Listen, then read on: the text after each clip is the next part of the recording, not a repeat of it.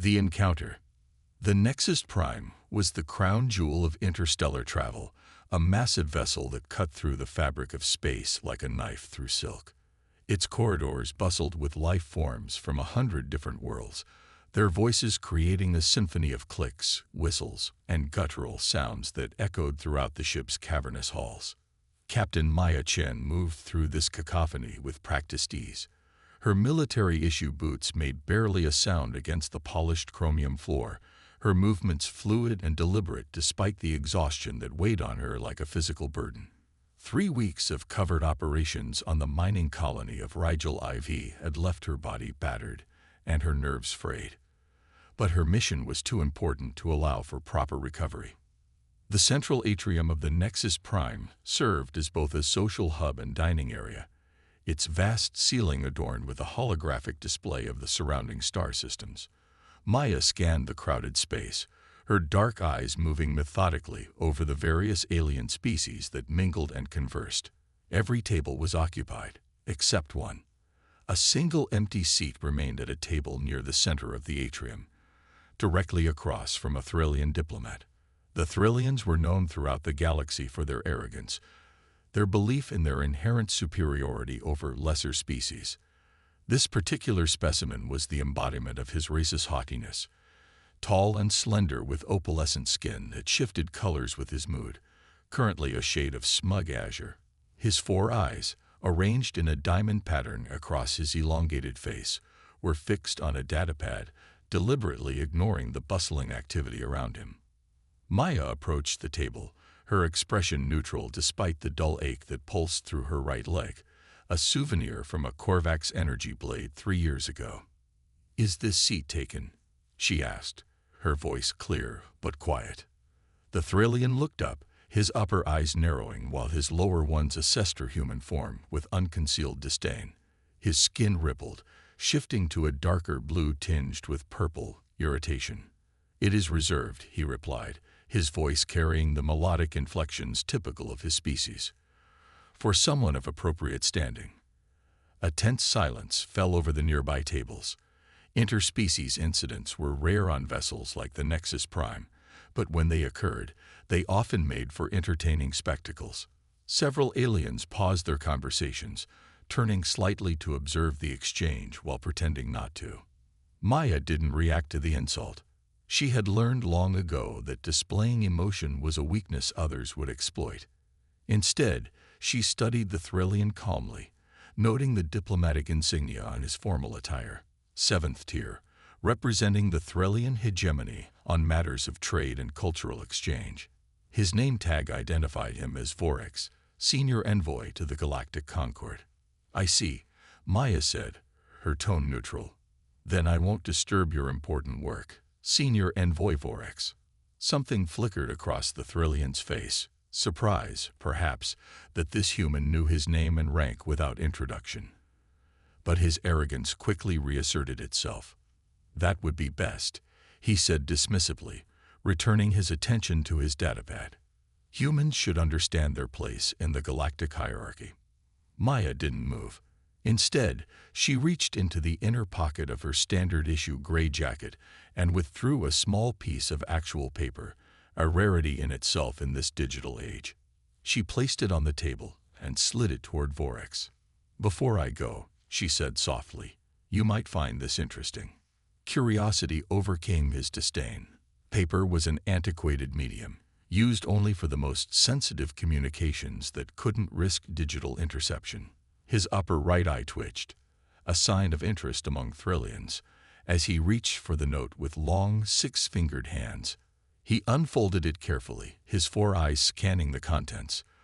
The effect was immediate and dramatic. The opalescent sheen of his skin drained to a pale, sickly white. His fingers trembled, causing the paper to shake visibly. All 4 eyes widened, darting from the note to Maya's impassive face, and back again. The watching aliens leaned forward slightly, their interest piqued by the Thrillian's uncharacteristic display of shock. A Kartak warrior at a nearby table clicked its mandibles in curiosity, while a pair of Vril merchants whispered behind translucent membranes. "This," Vorex's voice faltered, a rare occurrence for a species known for their verbal precision. This cannot be. Maya remained silent, watching the diplomat's composure crumble. His skin now rippled with patterns of white and gray, the Thrillian equivalent of fear. "How did you?" he began, then stopped, conscious of the attention they were attracting. He lowered his voice to a whisper that only Maya could hear. "How did your kind obtain this information?" Maya leaned forward slightly, her voice equally low. "That's the wrong question, Senior Envoy." Vorax swallowed hard, a very human-like gesture that betrayed the depth of his distress. "What is the right question?" "The right question," Maya said, her eyes locked on his, "is why I'm showing it to you instead of your superiors." The atrium's ambient sounds seemed to fade away as Vorax processed her words. The implications were clear. She was offering him a way out, a chance to cooperate rather than face whatever consequences the note implied. After a long moment, he carefully folded the paper and handed it back to Maya. His skin had settled into a mottled pattern of gray and blue, resignation mixed with lingering fear. "The seat is no longer reserved," he said, his voice strained but formal. "Please, join me." Maya took the note back, tucking it into her jacket before pulling out the chair and sitting down. The watching aliens, disappointed by the anticlimactic resolution, gradually returned to their own conversations. "Thank you," Maya said, as if they were merely strangers sharing a meal. The journey from Rigel IV was longer than expected. Vorax studied her with new eyes, seeing beyond the unremarkable human exterior to something more dangerous. "What do you want from me?" he asked, his voice barely audible. Maya signaled a service droid, ordering a standard human meal before answering. "Information," she said simply, "and perhaps your assistance with a small matter." "I cannot betray my people," Vorax said, though his skin betrayed his uncertainty, swirling with conflicting colors. Maya's lips curved into a slight smile that didn't reach her eyes. "Your people have already been betrayed, Senior Envoy, just not by you." Before Vorax could respond, a soft chime sounded throughout the atrium, followed by the ship's AI making an announcement in multiple languages. "Approaching the Carillion Nebula. Quantum fluctuation viewing available on the observation deck in 10 minutes. Most of the atrium's occupants began to move toward the exits, eager to witness the rare spectacle of a ship passing through the nebula's quantum fields. Maya remained seated, as did Vorax, locked in a silent battle of wills. "How many of you are there?" Vorax finally asked, his voice a mixture of fear and awe. Maya's smile widened slightly, becoming more genuine. "That's a better question," she said, "but still not the right one." The Nexus Prime's engines hummed as the ship prepared to enter the nebula, the vibrations running through the floor and up into the table between them. Outside the massive viewport, the stars began to stretch and blur as the vessel adjusted its quantum signature. "What is the right question?" Vorax asked, leaning forward. Maya's dark eyes reflected the starlight from the viewport as she answered. "The right question, Senior Envoy, is what we know about the Korvax and their plans for your people." Vorax's skin went completely white, all color draining away in an instant. The Korvax Imperium was the dominant power in the sector, a species of ruthless efficiency and technological superiority. They were also the Threllians' closest allies, or so everyone believed. "That's impossible," he whispered. "The alliance is strong." Maya said nothing, merely reaching back into her jacket and producing a small holographic projector, which she placed on the table between them. "After you've seen this," she said quietly, "we'll talk about what's possible and what isn't. And then you'll understand why you should never have refused a seat to a human." As the Nexus Prime entered the swirling colors of the Carillion Nebula, casting prismatic lights across the now empty atrium, Vorax reached for the projector with trembling hands. His entire understanding of the galaxy, and humanity's place in it, was about to change forever. Hidden truths. The holographic projection hovered between Maya and Vorax, casting an eerie blue glow across their faces. The atrium had emptied as passengers flocked to the observation deck to witness the Nexus Prime's passage through the Carilla Nebula, leaving them in near-complete isolation. Vorax stared at the projection, his 4 eyes wide with disbelief. The hologram displayed a high-security meeting chamber deep within the Thrillian Grand Spire on their homeworld, a chamber that was supposed to be impenetrable, unobservable, and completely secure from any surveillance. Yet here it was, rendered in perfect detail, showing the Thrillian High Council in conference with Korvax representatives. "This is impossible," Vorax whispered, his skin shifting through patterns of disbelief and fear. "That chamber has quantum shielding. No recording device, Cold." "We don't need devices," Maya interrupted, her voice calm. "Not anymore." The hologram shifted, zooming in on a Korvax official. Tall, insectoid, with a carapace of gleaming black chitin and multifaceted eyes that glittered with cold intelligence. The universal translator rendered his clicks and chirps into standard. "The humans remain scattered and weak. Our intelligence confirms they pose no strategic threat." The image shifted again to the Thrillian First Minister, his skin a confident gold. "Then our expansion into their former territories can proceed as planned." "Yes," the Korvax representative replied. "We will allow the Thrillian hegemony to serve as the public face of the occupation. It suits our purposes to remain less visible." Vorax's breathing quickened, his skin now a sickly yellow. "This meeting occurred 3 standard cycles ago. I was briefed afterward that we had full autonomy in the human territories." Maya's expression remained neutral, but her eyes hardened. "You were lied to. The Korvax have no allies, only assets. Your people are being used as a buffer. Expendable frontline troops for when humanity returns in force." She tapped the projector, and the image changed again. This time, it showed detailed schematics of Korvax weapon emplacements being constructed on supposedly Thrillian colony worlds. "These aren't defensive installations," Maya explained. "They're positioned to target your settlements as much as external threats. The moment your usefulness ends, so does the Thrillian hegemony." Vorax's hands trembled as he reached out to pause the projection. "How did you obtain this? Even if humans somehow survive the Purge Wars, you shouldn't have this level of intelligence capability. Your worlds were devastated, your infrastructure destroyed." Maya studied him for a long moment, as if weighing how much to reveal.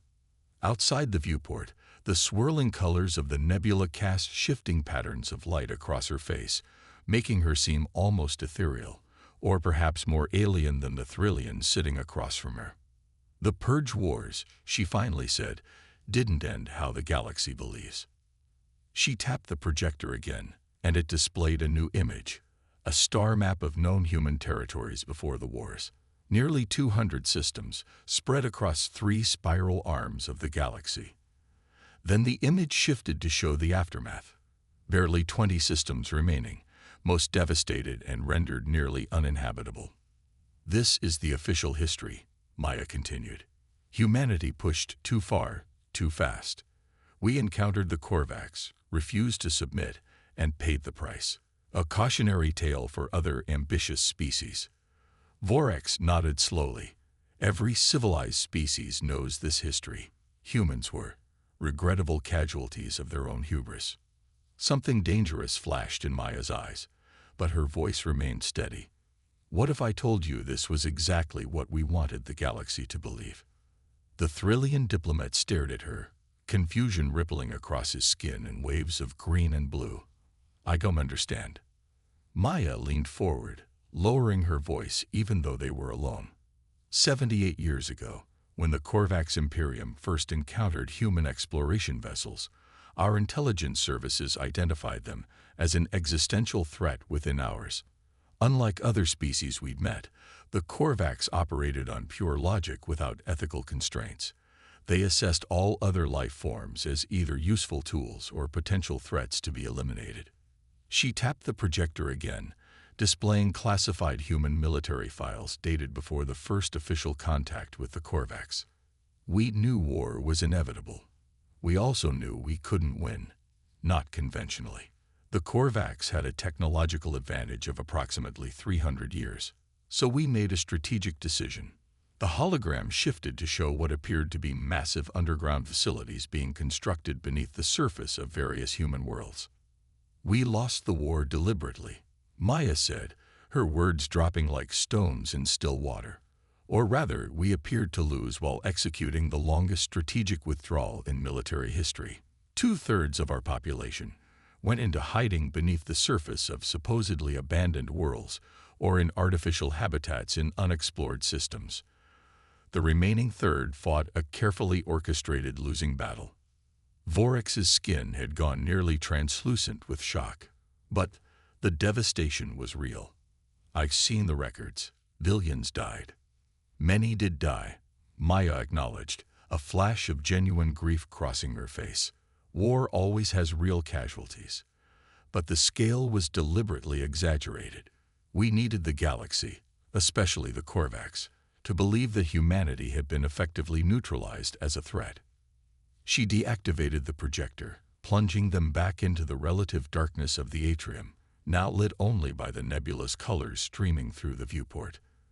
For 3 generations, we've been rebuilding in secret, developing technologies the Korvax can't imagine, creating surveillance networks that don't rely on conventional methods, training operatives like me to move through the galaxy undetected.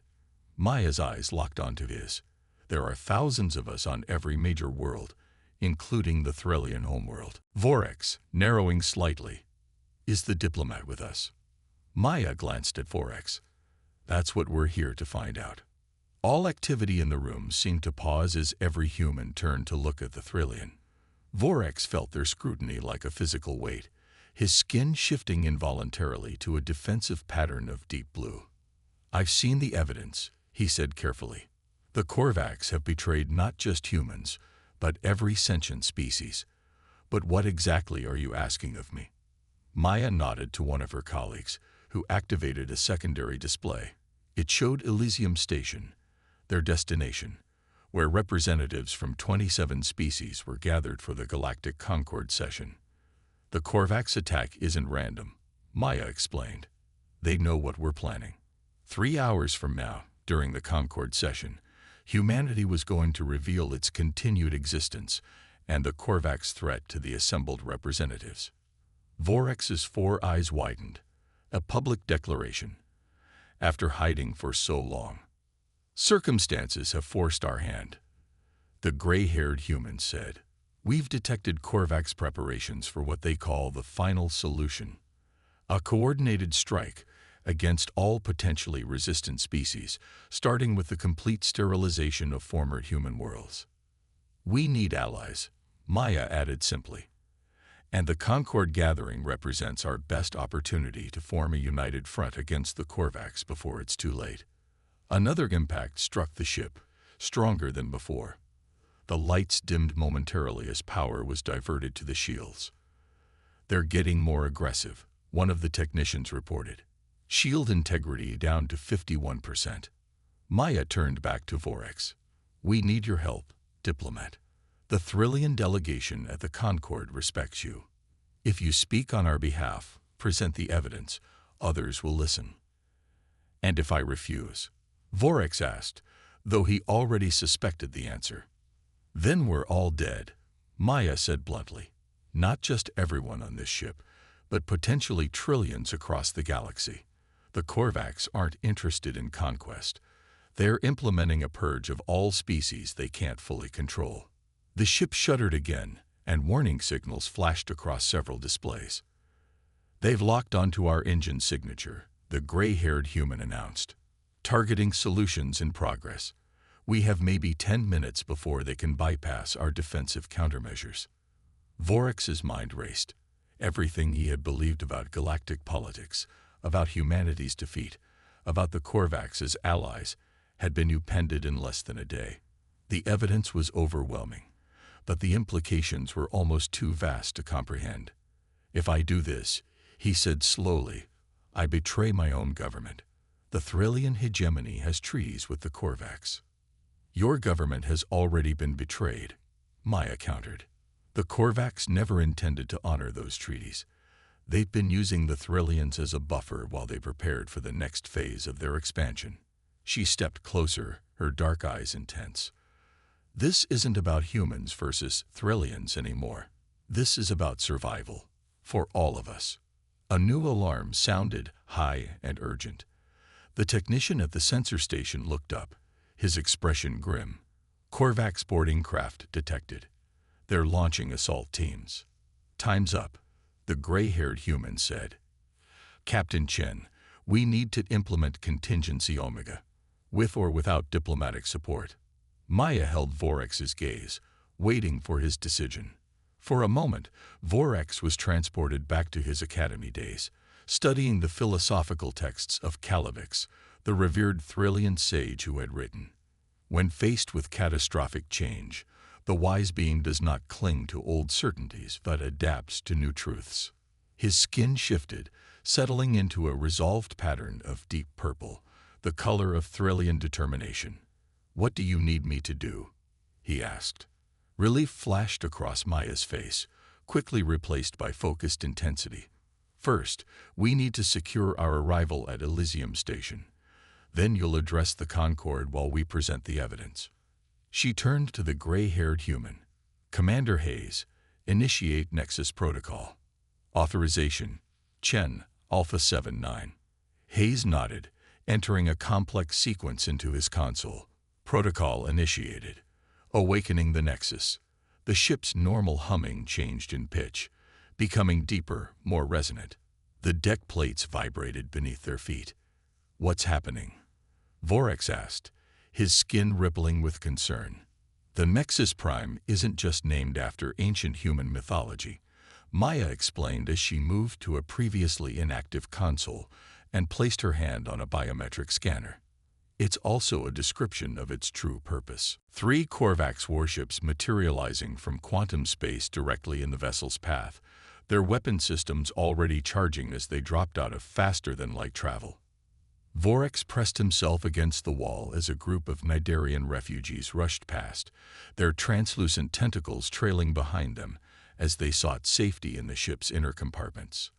The data crystal felt heavy in his pocket, a weight that represented both danger and responsibility. He had spent the 12 hours since his encounter with Captain Chen reviewing its contents in the privacy of his quarters. What he found had left him sleepless, his skin cycling through patterns of distress that would have alarmed any fellow Thrillian who saw them. Evidence of Korvax duplicity was extensive and damning. Surveillance footage of their representatives making contradictory promises to different species. Weapons platforms being installed on Thrillian worlds without proper authorization. Detailed genetic profiles of not just Thrillians but 17 other sentient species, all labeled as contingency resources. Most disturbing were the communications regarding humanity. Cold, calculating discussions about the final purification of human-controlled space and genetic remediation protocols for worlds where human DNA signatures were detected. The Korvax weren't allies. They weren't even conquerors in the traditional sense. They were exterminators, methodically preparing for a galaxy populated solely by species they deemed useful or controllable. A violent shudder ran through the ship as another impact struck the shields. The overhead announcement system activated. "Attention all passengers. This is Captain Null.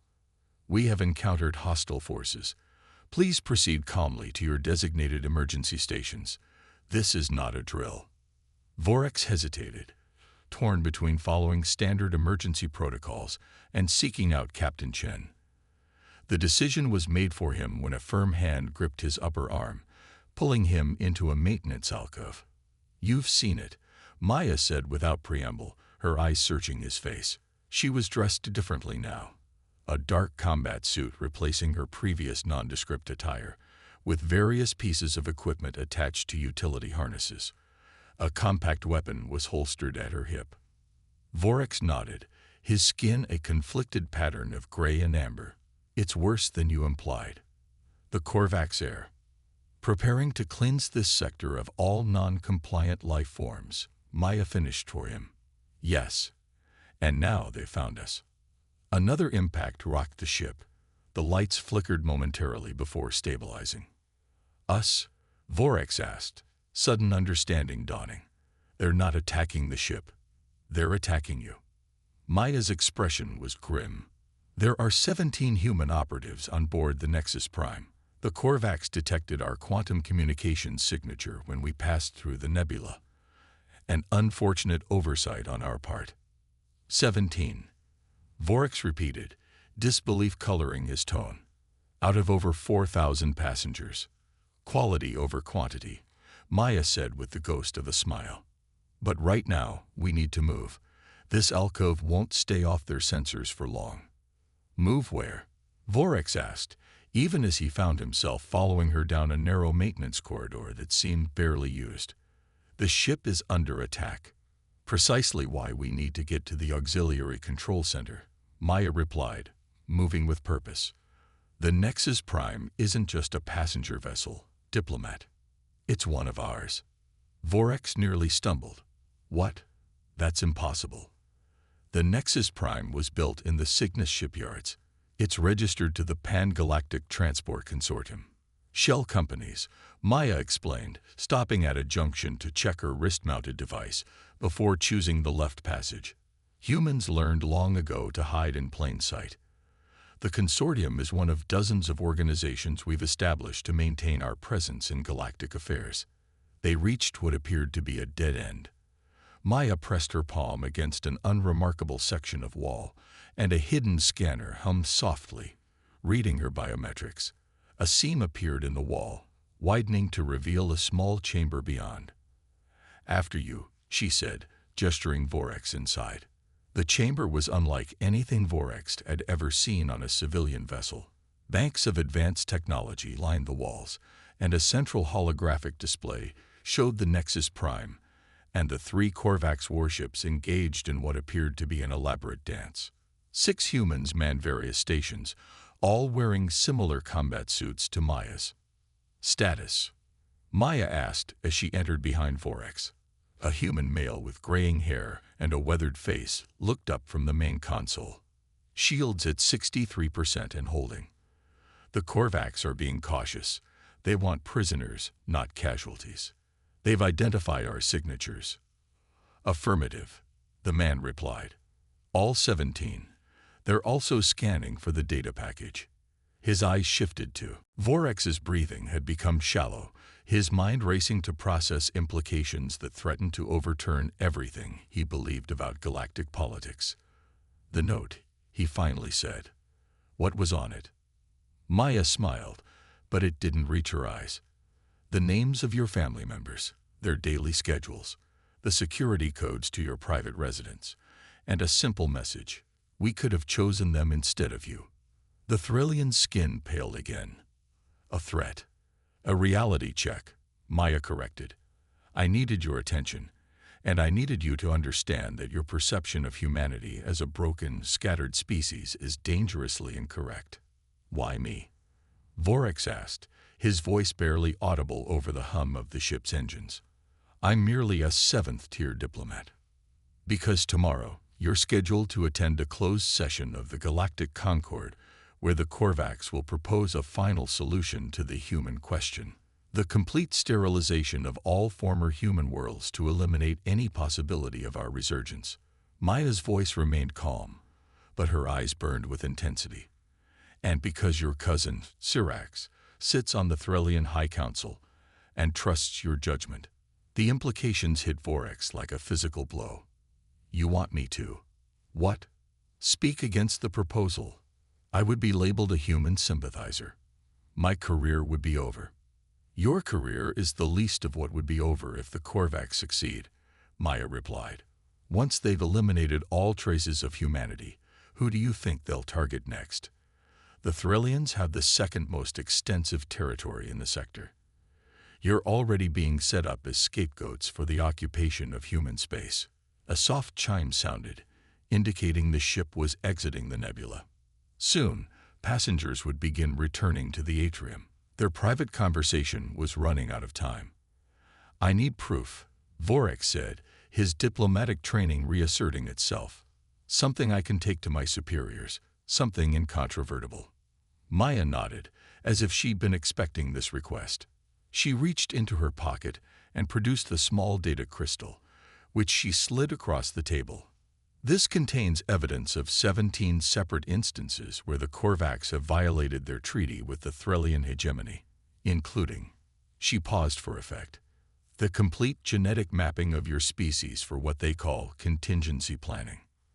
Vorex's hand closed around the crystal, his skin shifting to a deep, angry red. The Threlians had nearly been wiped out centuries ago by a genetic plague. The idea that their supposed allies would collect such data was beyond betrayal. "Why are you telling me this?" he asked, suddenly suspicious. "If humans have been rebuilding in secret for so long, why reveal yourselves now?"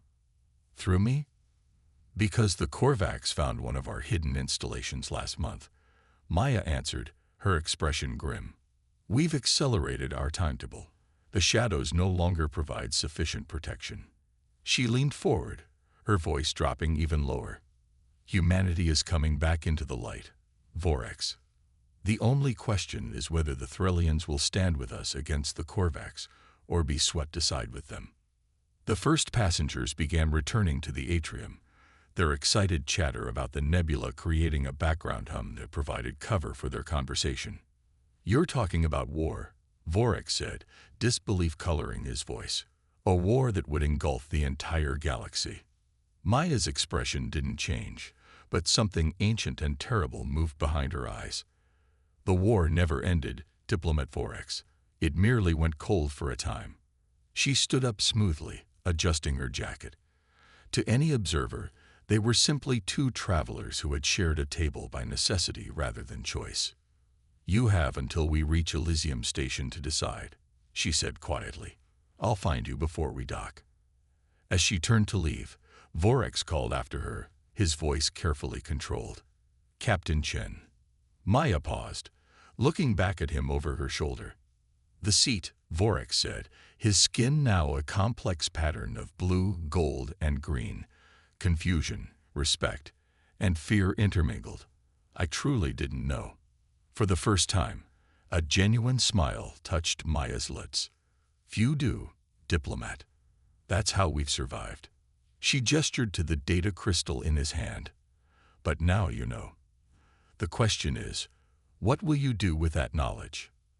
As Maya walked away, blending seamlessly into the returning crowd, Vorex stared down at the crystal in his hand. It seemed impossibly small to contain information that could reshape the galaxy. Outside the viewport, the last wisps of the nebula faded away, revealing the cold, clear starscape beyond, and the distant silhouette of Elysium Station, where his decision would change everything. The Alliance. The corridors of the Nexus Prime pulsed with emergency lighting, casting alternating patterns of red and shadow across the panicked faces of passengers. The attack had come without warning. Around them, the hidden command center transformed. Panels slid away to reveal weapon systems. The holographic display expanded, showing previously hidden sections of the ship where mechanical systems were activating, coming online after years of dormancy.